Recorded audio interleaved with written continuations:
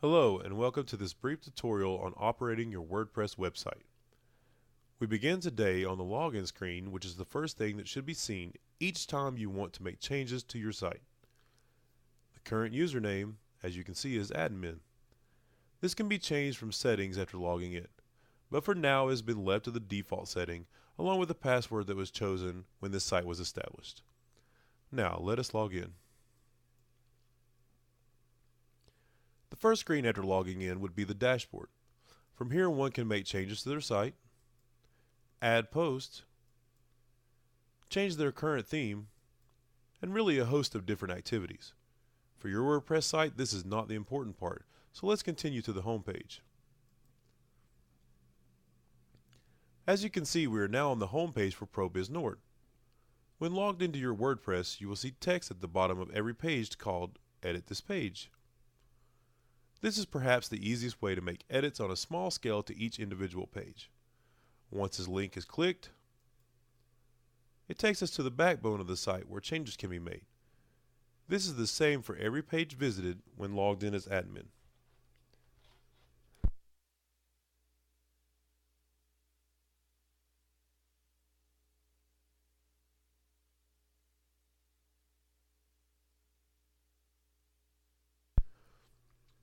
As one can see, the center of the page is used to edit and make changes to the page itself.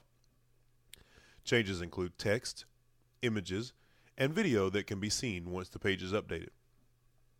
These are real-time changes, meaning that anyone logged into your site while changes are being made will see those changes. To the right of the edit column is the Publish feature, where one can decide who can view the page, whether it is published immediately or not, and the status of SEO on this page. The second box, Page Attributes, gives us the option to nest this page under another or have it on top, as is the home page. Then, Featured Image presents a singular image for the page as the main focus. Finally, the Techozoic options, which are theme related, allows one to display the sidebar and navigation menu, or remove them both. In the middle of the page is the SEO information based on this page. This is not the information for the entire site, only for the page we are currently on. Each section is labeled and has instructions on what information to list in those sections. This will be the same procedure for every page, even newly created pages. The second tab on the top of this section is the page analysis and will tell us exactly what could be changed, added, or taken away to list better SEO results. This should be taken into great consideration when creating a new page or editing an existing one. Lastly, on each page, on the bottom we will see the options to turn off discussion and comments, establish a slug for this page, which is Google's way of indexing a site, and determine the author. This section will also give detailed information on revisions, allowing us to take the site back to previous revisions if needed. If this section is not seen, simply click Screen Options tab at the very top right corner of the page. Then, using the checkbox, determine what is seen on the edit page and what is hidden. Once again, this is the same for every page. The navigation for this site is set through a menu option for this theme. Most themes will have this option to establish a pre-designed menu and insert it into the page. In order to create and edit this navigation, we will go to Appearance, Menus, and choose the menu we wish to work with. Then one can add the navigation to certain areas like headers, sidebar, or footer. Create custom links, like the ones for the useful resource page, or determine which pages will have a direct link. The rest is simply drag and drop by clicking the checkbox next to the page we wish to display, clicking Add to Menu, then moving this link to the location of our choice, up or down the list, or even nest it. To remove this link, simply click on Page and then Remove. Be sure to click on Save Menu, and your menu will be updated. Under the Widgets section, we have the ability to add or delete widgets from our page. In this case, we have set up the widgets that were requested by your team. We have the search bar, calendar, upcoming events, useful resources, news, and email subscription. For this site, some custom widgets had to be created, the first of which being for the calendar. Because the calendar being used for this site as part of the events, a text box has to be used and the input calendar many equals true put into this box.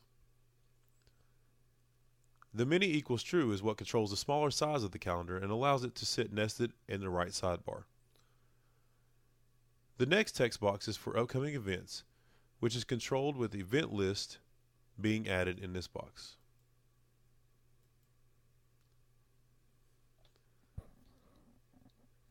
Then we have the text box for the codes used for the news ticker.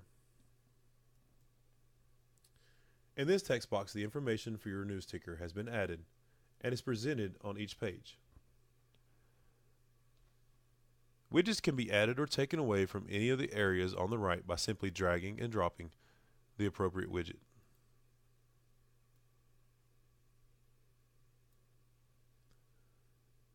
Next, we have the plugins page. WordPress has thousands of plugins available to their users. Most can be used for free and some have a premium. However, a free version can normally be located that completes the task desired. For this site, the main plugins used are Ajax Event Planner, Fast Secure Contact Forms, Google Maps, Table Press, Translate This, Widgets on Pages, and WordPress SEO. Each one of these has a specific function and can be described in greater detail after the video. Lastly, we will cover the contact forms. Under the Plugins tab, we see FS Contact Forms options. Once clicked, this brings up a page that gives us many options on designing our own contact forms. We can have as many different forms as we would like by adding the number to the available of multi-forms. But this number cannot go below 4 even if they are not used. The instructions are self-explanatory when followed to the letter, beginning with welcome introductions. Then, where the form will be emailed to. This is the default setting and can be changed if there is a better email option available. The autoresponder sends back an email to the person submitting the form that tells them that the info has been received. Then the form itself has default settings for those that do not like to change anything, or advanced settings for forms like on ProBizNord. This can be explained in greater detail after this video. Thank you for watching this brief tutorial on the operation of WordPress.